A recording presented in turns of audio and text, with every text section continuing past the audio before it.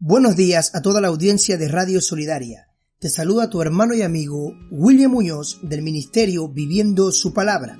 Y en esta ocasión quiero compartir contigo un devocional titulado Un buen soldado de Jesucristo. Uno de mis libros favoritos, o una de mis epístolas favoritas, es la epístola del apóstol Pablo al joven Timoteo. Lo interesante de esta epístola es que se conoce como una de las epístolas pastorales. Si consideramos esta definición resulta lógico porque encontramos similitudes en estilo, vocabulario y contexto histórico.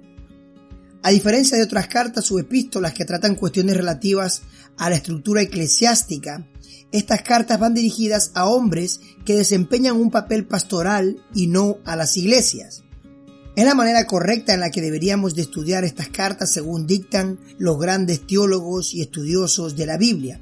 No obstante, su propósito primordial no fue describir la estructura de la iglesia o el ministerio pastoral, sino enseñar cómo vivir el cristianismo en una respuesta lógica al Evangelio. En pocas palabras, la Escritura, a pesar de que en ocasiones hace énfasis en cuestiones particulares, nunca fue de interpretación personal y es más bien un regalo de Dios para todo creyente. Quiero que me acompañes al libro de 2 de Timoteo, capítulo 2, versículo 3 en adelante. Tú pues sufre penalidades como buen soldado de Jesucristo. Ninguno que milita se enreda en los negocios de la vida a fin de agradar a aquel que lo tomó por soldado. Y también el que lucha como atleta no es coronado, sino lucha legítimamente. El labrador, para participar de los frutos, debe trabajar primero. Cuando estudiamos esto, nuestro corazón tiene que arder de emoción al ver cómo la palabra de Dios nos insta en cada momento a luchar y a permanecer en nuestro Señor Jesucristo cada día y cada hora. Cuando estudiamos el versículo 4, 5 y 6, encontramos tres analogías de las cuales el apóstol Pablo expone el llamado a servir y a sufrir. En el versículo 4 el apóstol apela a un deseo decidido de agradar a Dios y no al mundo. Hace una comparación directa entre un discípulo de Cristo y un soldado. En el versículo 5 declara que una persona debe obedecer las normas de Dios para poder tener éxito. Creo que es bastante entendible que no podemos obtener nada en la vida de una manera ilegítima, ya que al hacerlo estaríamos incurriendo en una falta muy grave. Mucho más en lo que respecta a nuestro Dios, debemos servirle en rectitud, con lealtad y honor. Y en el versículo 6, insiste en la promesa de bendición para alentar al trabajo esforzado, poniendo de ejemplo un labrador, el cual en pocas palabras, si no trabaja la tierra, no puede recoger fruto. Cuando analizamos este capítulo, comprendemos que indudablemente tenemos la necesidad de perseverar y ser fieles al Señor en todo lo que hacemos, de la misma manera que el propio Jesús tuvo que perseverar hasta el fin para cumplir la asignación que le había sido dada por el Padre. La palabra es muy clara con respecto a todo esto. Y yo me preguntaba, ¿cómo podemos aplicar esto a nuestra vida diaria?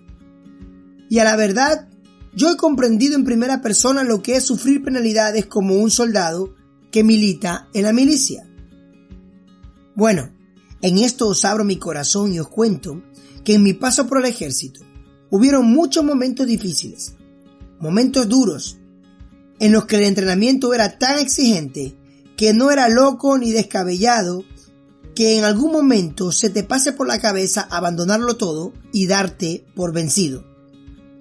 Ciertamente cuando estás ahí con hombres y mujeres valientes, rudos y desafiantes, te desafías a ti mismo a continuar aún cuando no puedes más. Aún recuerdo una frase que mi sargento siempre decía: cuando la cabeza te dice que ya no puedes más, aún no has llegado a tu límite. Y es que te sorprendería lo que el cuerpo humano es capaz de aguantar. Recuerdo que él también nos decía que si no caes al suelo, significa que aún puedes avanzar. Si pensamos en el ámbito espiritual, esto es precisamente lo que el apóstol Pablo le quería decir a Timoteo. Continúa, no te rindas, tú lo puedes hacer.